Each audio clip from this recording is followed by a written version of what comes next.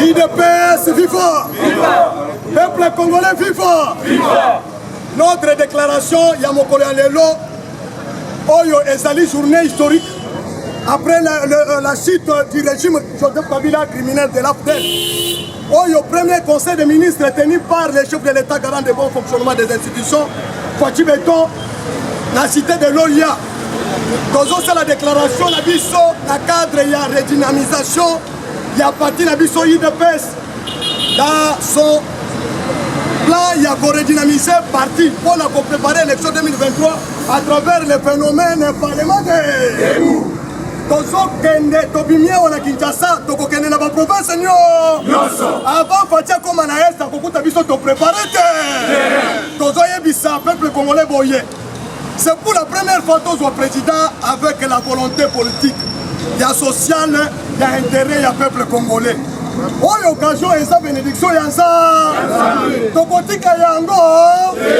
Tozo yebisa chef de l'État. Félicitations d'un déboulonné système dictatorial.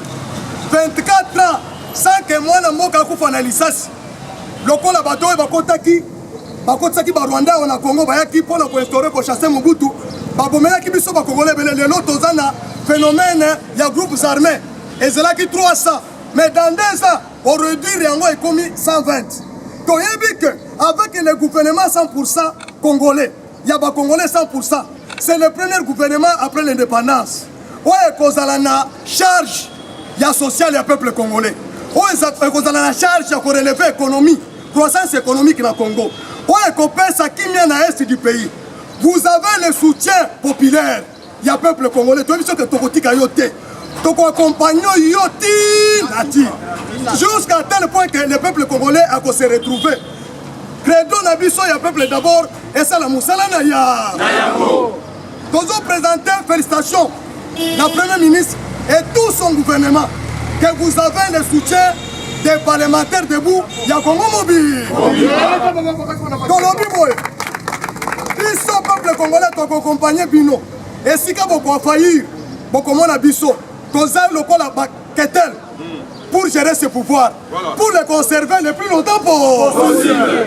Nous n'avons pas peur des élections en 2023. D'ailleurs Félix Tshisekedi topesio merci comme on dit que zongi sera biso souveraineté dignité la biso carte d'identité bon mettre le président Maboko d'abord.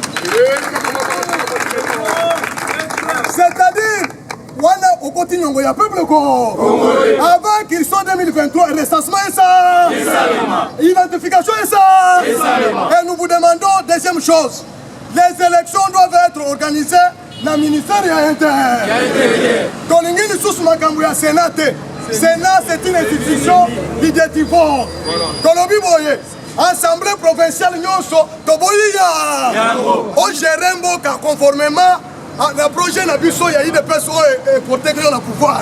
C'est-à-dire, chef du quartier, Azad d'office, membre de Seni. Bourgmestre, Azad membre de Seni, na niveau naïe. Chaque entité décentralisée est représentée l'État dans la structure électorale.